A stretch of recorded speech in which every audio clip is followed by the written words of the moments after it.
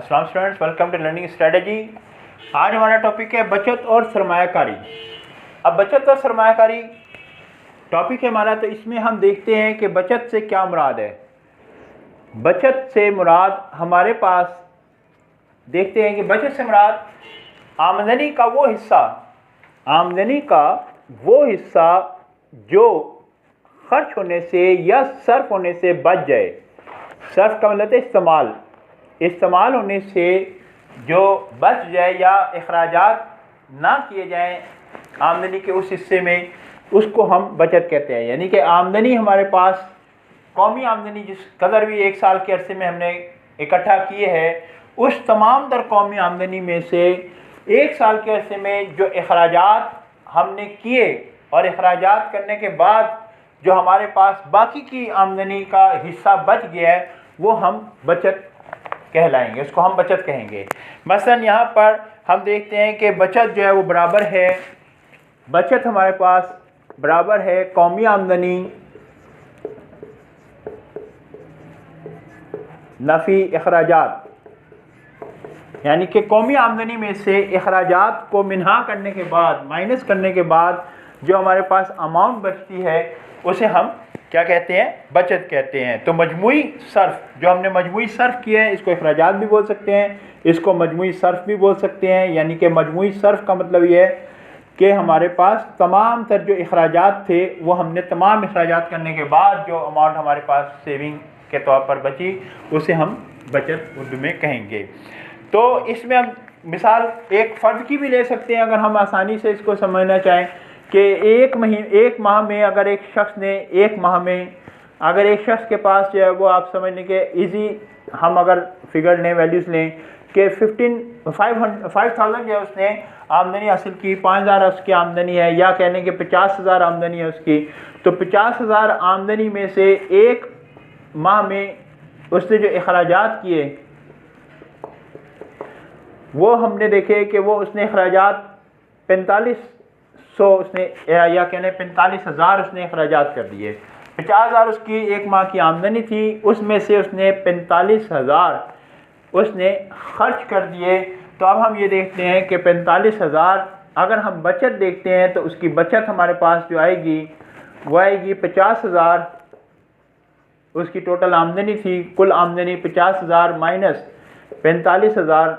तो अब हमारे पास 5,000 जो रुपए आमदनी के जो बचत के सूरत में हमें वसूल हुए हैं। यानी कि अखराजात में से हमने आमदनी में से अखराजात को मिन्हा कर दिया, माइनस कर दिया, तो बाकी जो अमाउंट हमारे पास बची वो 5,000 है। तो ये 5,000 उस शख्स की बचत है एक माह की।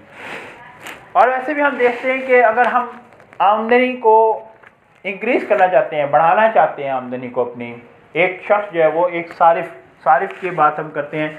सारिफ कहते हैं, मैंने आपको पिछले अपने लेक्चर में बताया था, सारिफ कहते हैं इकनॉमिक्स में, माशियात में, इस्तेमाल करने वाला, किसी भी चीज़ को इस्तेमाल करने वाला सारिफ कहलाता है। अब हम देखते हैं कि एक सारिफ जो है वो उसकी आमदनी में इजाफा करना है, या एक सारिफ ने अपनी आमदनी में इजाफा करना है। तो सारिफ की आमदनी, कारोबार अगर उसका है तो वो तो डे बाई डे कहने या टाइम टू टाइम उसकी इंक्रीज़ होती रहती है आमदनी। लेकिन अगर एक तनख्वाहदार इंसान है, एक सारिफ है, वो अपनी आमदनी को कैसे इंक्रीज़ कर सकता है या बढ़ा सकता है? तो एक तनख्वाहदार इंसान या जो सारिफ है, वो अपनी आमदनी को बढ़ाने के लिए बचत को अपनाएगा। जितनी वो बचत करता चले जाएगा, वो उसके अगले माह में उसकी वो बचत है वो सेविंग के सूरत में उसके आमदनी में ऐड होती जाएगी। फॉर एग्जांपल, अगर यही हम देख लेते हैं कि ये एक शख्स है, उसने 5,000 एक माह में उसने बचाए और 50,000 उसकी कुल आमदनी थी, तो अगले माह उसकी आमदनी 50,000 ही रहेगी बेशक, लेकिन 5,000 उसमें प्लस हो जाएंगे, ऐड हो जाएंगे। अब उसकी कितनी होगी आमदनी? 50,000 प्लस 5,000, तो ये 55,000 उसकी आमदनी जो है वो कहलाएगी। ठीक है जी। इसी तरह से आगे हर माह जो है अगर आमदनी को अपने इंक्रीज़ नहीं कर पाता, सेविंग को इंक्रीज़ करता चला जाए, तो उसकी आमदनी में वो ऐड होता चले जाएगा। तो बचत करके भी हम अपनी आमदनी को इंक्रीज़ कर सकते हैं, उसको बढ़ा सकते हैं। तो बचत का एक तरीका हमने आपको बताया। तो उसके बाद हमारे पास यहाँ पर जो टॉपिक है वो है ओस्ट मिलान का।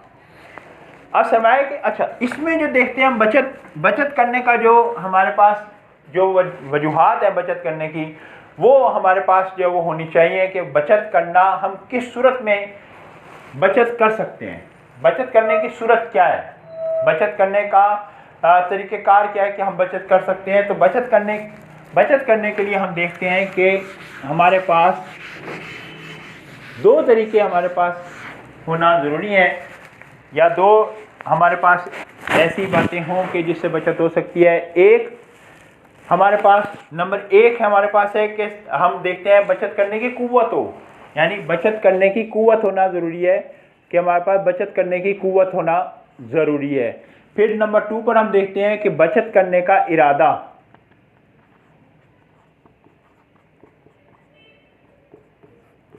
यानी बचत करने की कुव्वत। एक शख्स है वो चाहता है कि मैं जो है वो 5,000 हर महीने जो है वो अपने सेविंग करूं, लेकिन बचत करने की कुव्वत उसके पास नहीं है। उसकी अगर आमदनी फ़र्ज़ कर लें कि 25,000 है, तो वो 5,000 अगर नहीं बचा पाता तो उसके पास बचत करने की कुव्वत नहीं है। आमदनी उसके पास 25,000 है, अखराजात उसके जो है वो आप समझ लें कि 30,000 है, या कहने के 25,000 ही हैं। अब ये 25,000 आमदनी उसकी है और 25,000 ही उसके अखराजात हैं। 25,000 आमदनी और 25,000 ही उसके अखराजात हैं, तो वो सेविंग नहीं कर सकता क्योंकि उसके पास बचत करने की कुव्वत नहीं है। लेकिन अगर एक ऐसा शख्स कि जिसके पास 50,000 आमदनी है और वो बचत कर सकता है 5,000 रुपये की, लेकिन उसका इरादा ही नहीं है कि वो बचत करे, वो 50,000 के 50,000 रुपये जो है वो खर्च कर देता है, सर्फ कर देता है, तो उसका इरादा नहीं है। लेकिन अगर ये दोनों चीज़ें जहाँ पर इकट्ठा हो जाएं कि किसी शख्स के पास बचत करने की कुव्वत भी हो और बचत करने का इरादा भी हो, तभी वो सेविंग कर पाएगा, बचत कर सकेगा। लेकिन अगर कोई ये कहे कि मैं जितनी आमदनी आ रही है उसमें मेरा गुजर बसर नहीं हो रहा, मैं सेविंग कैसे कर सकता हूँ, तो यकीनन चाहे वो कम आमदनी कर रहा हो हासिल या ज़्यादा आमदनी हासिल कर रहा हो, बचत नहीं हो सकती। बचत करने के लिए हमें बचत की कुव्वत के साथ साथ बचत करने का इरादा भी हमारे लिए होना ज़रूरी है। तो बचत हम कब करते हैं, बचत करने का हम सोचते कब हैं, वो यहाँ पर बताया हुआ है कि आपने बचत करके उसको उस पैसे बचत किए हुए पैसे को आपने सरमाए के तौर पर इस्तेमाल करना है, आपने बच्चों की अच्छी तालीम और तरबियत के लिए इस्तेमाल करना है, आपने उनके लिए शादी ब्याह के लिए इस्तेमाल करना है, अपने रोशन मुस्तकबिल के लिए इस्तेमाल करना है। तो कोई भी आपके जहन में कोई भी ऐसा मंसूबा है, कोई भी एक ऐसा इरादा आपके जहन में मौजूद है कि जिसके लिए आपको अमाउंट चाहिए, पैसा चाहिए, और वो आप ख़ुद से उसको हासिल करना चाहते हैं, अपने बलबूते पर उसको जो है वो कमा कर या सेविंग करके हासिल करना चाहते हैं, तो ऐसी सूरत में आप बचत करेंगे तो आपका इरादा होगा तो आप बचत कर पाएंगे। लिहाजा ये बचत करने का इरादा होना और बचत करने की कुव्वत होना बचत के लिए ज़रूरी है। फिर इसमें जो है वो आगे उसमें मुख्तलिफ़ किस्म की जो है वो उसने बचत की सूरतें जो है वो लिखी हुई हैं कि ओस्त मिलाने बचत क्या होता है और मुख्ततम मिलाने बचत क्या होता है। ये हम अगले लेक्चर में इसके बारे में पढ़ेंगे ज़रूर इंशाअल्लाह ताला।